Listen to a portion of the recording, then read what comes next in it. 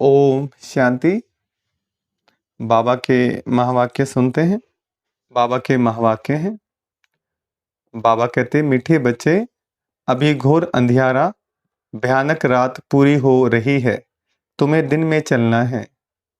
यह ब्रह्मा के बेहद दिन और रात की कहानी है।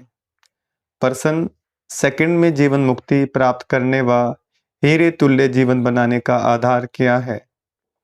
उत्तर, सच्ची गीता जो श्रीमद् भगवत भगवानुवाच है। बाप तुम्हें सम्मुख जो डायरेक्शन दे रहे हैं, यह सच्ची गीता है, जिससे तुम्हें सेकंड में जीवन मुक्ति पद की प्राप्ति होती है। हीरे तुल्य बनते हो। पर्सन स्वर्ग के घनेरे सुख किस पुरुषार्थ के आधार से मिलते हैं? उत्तर, रोज की पढ़ाई और योग से स्वर्ग के घनेरे सुख मिल जाएंगे, इसलिए पढ़ाई में कभी थकना नहीं। बाप टीचर बनकर पढ़ा रहे हैं, तो तुम अच्छे मार्क्स से पास होने का पुरुषार्थ करो। इसमें आशीर्वाद व कृपा की बात नहीं है। गीत, रात की राही थक मत जाना, सुबह की मंजिल दूर नहीं। ओम शांति। अभी ये गीत तुम बच्चों ने नहीं बनवाए हैं, यह तो फिल्म वालों ने बैठ बनाए हैं। अर्थ तो कुछ भी समझते नहीं। हर एक बात का यथार्थ अर्थ न जानने से अनर्थ हो जाता है। गाते हैं, समझते कुछ भी नहीं है। अब तुम बच्चों को श्रीमत मिली हुई है, किसकी? भगवान की। भगवान को ही भक्त नहीं जानते, तो उन भक्तों की सद्गति कैसे हो सकती है? भक्तों का रक्षक है भगवान। रक्षा मांगते हैं जरूर, कोई दुख है हमारी रक्षा करो। बहुत गाते हैं, परंतु भगवान कौन है, किससे रक्षा करते हैं, जरा भी नहीं जानते। भक्त अथवा बच्चे अपने बाप को न जानने कारण कितने दुखी हो पड़े हैं। अभी इतना अर्थ तुम बच्चे समझते हो। अभी है घोर अंधियारी, भयानक रात, आधा कल्प की रात है। कोई भी विद्वान आचार्य पंडित नहीं जानते कि रात किसको कहा जाता है। यूं तो यह जानवर भी जानते हैं, रात सोने की, दिन जागने का होता है। चिड़ियाएं भी रात को सो जाती हैं, सुबह होते ही उड़ने लगती है। वह दिन रात तो कॉमन है। यह ब्रह्मा की बेहद की रात और बेहद का दिन है। बेहद का दिन सतयुग त्रेता और रात द्वापर कलयुग। आधा आधा चाहिए ना। दिन की आयु भी 2500 वर्ष है। इस दिन रात का तो किसको पता नहीं। माना किसकी बात कर रहे हैं? सतयुग त्रेता की। 2500 वर्ष होते हैं ना पूरे। अभी तुम बच्चे जानते हो कि रात पूरी होती है, अर्थात 84 जन्म पूरे होते हैं, अथवा ड्रामा का चक्र पूरा होता है, फिर दिन शुरू होता है।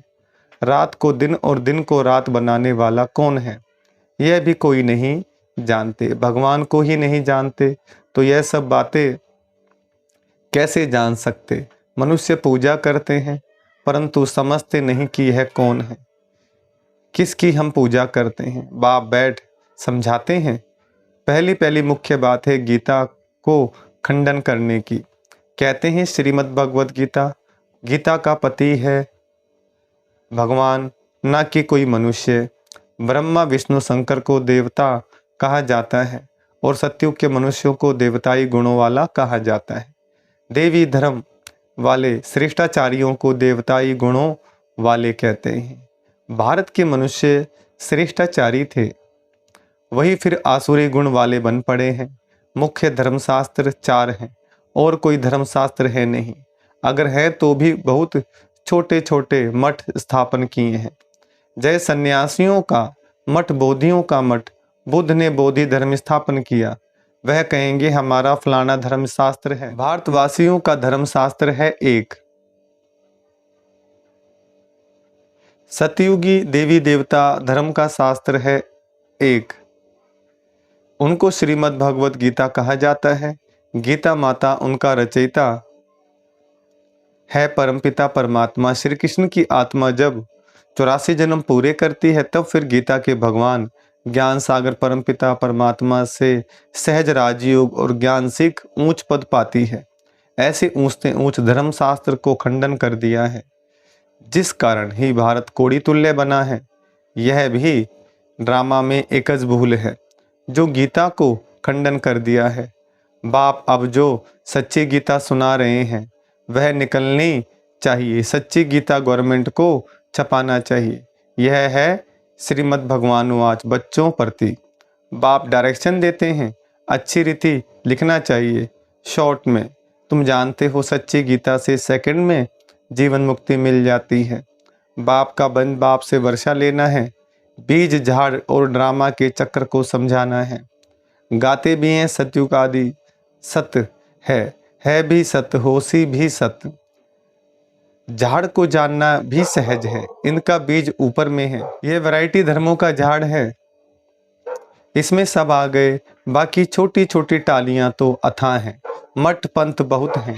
भारत का आदि सनातन देवी देवता धर्म है। वह किसने स्थापन किया? भगवान ने, कोई मनुष्य ने नहीं किया। श्री कृष्ण तो देवी गुणों वाला मनुष्य था। वह 84 जन्म पूरे कर अब अंतिम जन्म में है। सूर्यवंशी चंद्रवंशी वैश्यवंशी बनते कलाएं कम होती जाती हैं। सूर्यवंशी राजधानी जो सतयुग में श्रेष्ठाचारी थी सो कलयुग में अब भ्रष्टाचारी है। ये किसकी बात चल रही है? ये बात चल रही है जो कल्प वृक्ष दिखाया है। कल्प वृक्ष के अंदर में पहले जो तना दिखाया है वो देवी देवता धर्म का है। जो टहनियाँ दिखाई हैं वो दिखाई हैं इस्लाम धर्म आया, बौद्ध धर्म आया, क्रिश्चियन धर्म आया, तो टहनियाँ निकली। और धीरे धीरे जब वृक्ष बढ़ता चला जाता है, आध्यात्मिक वृक्ष बढ़ता है, सृष्टि चक्र घूमता है, तब फिर और धर्म मठ पंथ बहुत सारे निकल आते हैं। जिस प्रकार आज सबकी अलग अलग डपली अलग अलग राग है, बहुत सारे धर्म बन गए, बहुत सारे मठ पंथ बन गए। इसलिए भारत में जो दिखाया, जो विनाश दिखाया है वो ऐसे ही होगा। धर्म के नाम पर मारकाट लड़ाई मचेगी। अब फिर श्रेष्ठाचारी बन रही है। तुम्हारी बुद्धि में है कि ऊंच ते ऊंच पाठ किसका होगा, अभी तुम जान गए हो। मुख्य है ही शिवाय नमः। जो उसकी महिमा है वह ब्रह्मा विष्णु शंकर के लिए नहीं गा सकेंगे। प्रेसिडेंट की महिमा प्राइम मिनिस्टर को अथवा और कोई को देंगे क्या? नहीं, अलग अलग टाइटल है ना, सब एक तो नहीं हो सकते। तुम बच्चों को अभी बुद्धि मिली है, तुम जानते हो क्राइस्ट को भी अपना क्रिश्चियन धर्म स्थापन करने का पाठ मिला हुआ है। आत्मा है तो बिंदी, उस आत्मा में पाठ भरा हुआ है। क्रिश्चियन धर्म की स्थापना कर फिर पुनर्जन्म लेते, पालना करते, सतो रजो तमो में आना है। पिछाड़ी में सारा झाड़ जड़जड़ीभूत होना ही है। हर एक को कितना कितना समय पाठ मिला हुआ है।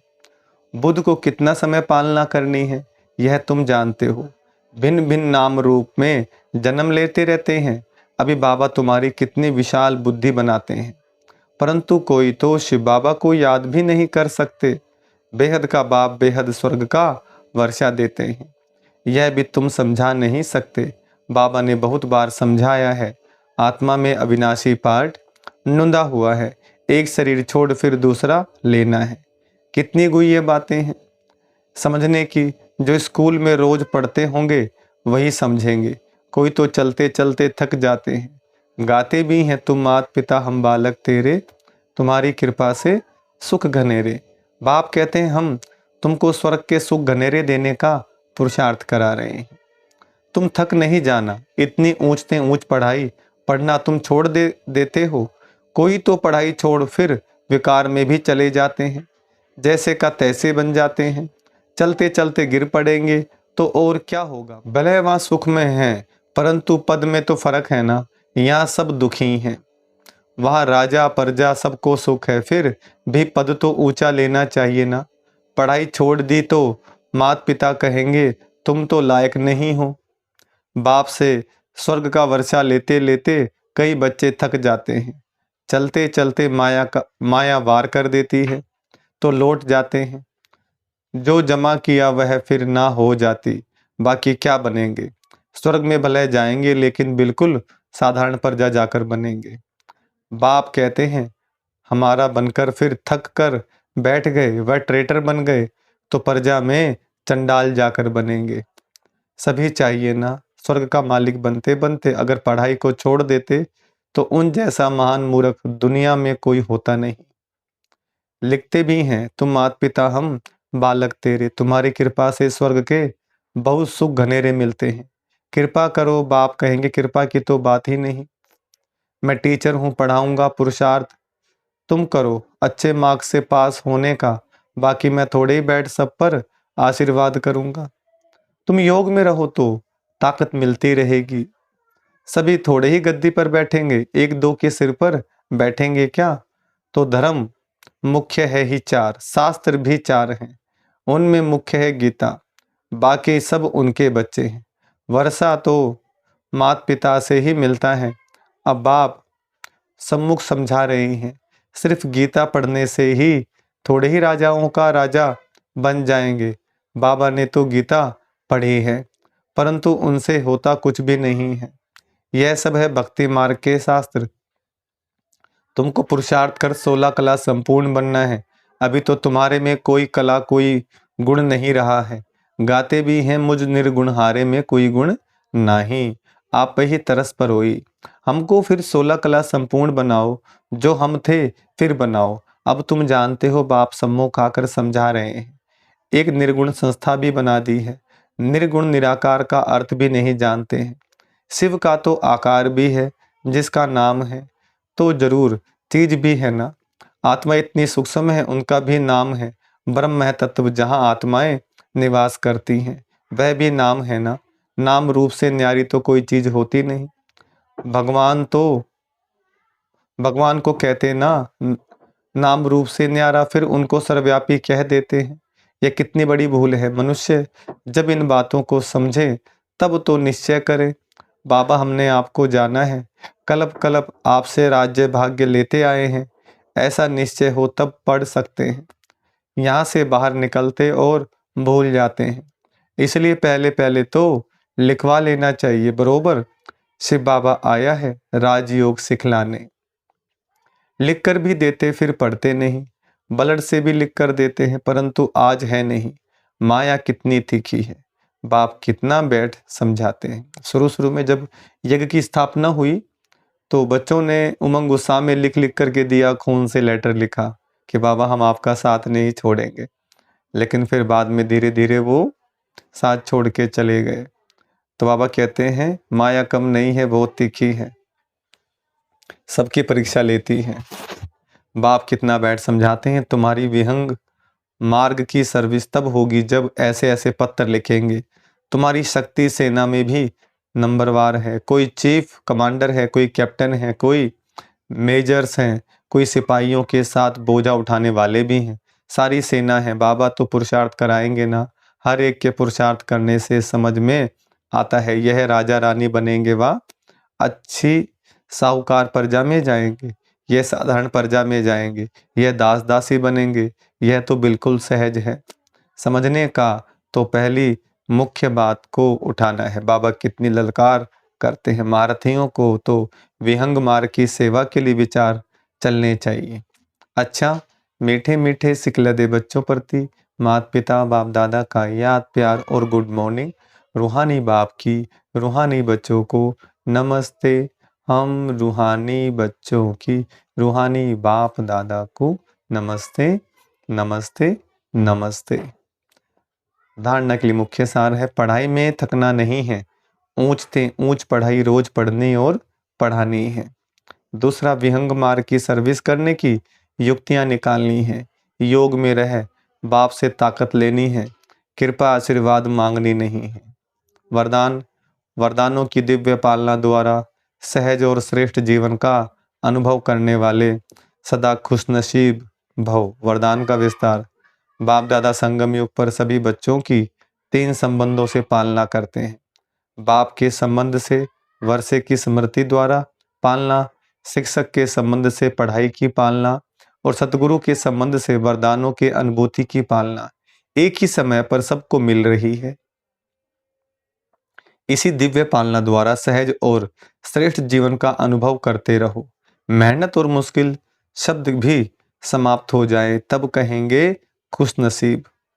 स्लोगन, बाप के साथ साथ सर्व आत्माओं के स्नेही बनना ही सच्ची सद्भावना है। अच्छा, ओम शांति।